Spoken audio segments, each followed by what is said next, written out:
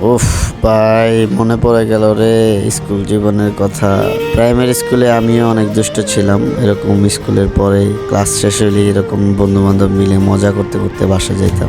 কি দিন ছিল রে ভাই। আবার মনে হয় ছোটবেলায় ফিরে গেলাম এই বাচ্চা ছেলেদের দেখে। আমার মনে হয় ভাই ওই জীবনটায় সবাই ফিরে যেতে চায়, কারণ ওই জীবনটার মতো জীবন এই জীবনে আর আসবে না।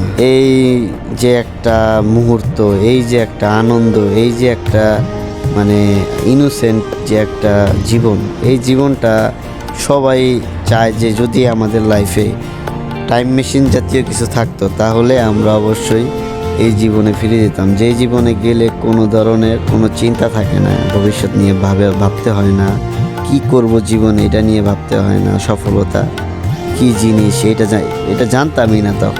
তখন খালি জানতাম যে সকালবেলা স্কুলে যাইতে হবে, পড়তে হবে, আর মজা খাইতে হবে, ঠিক আছে।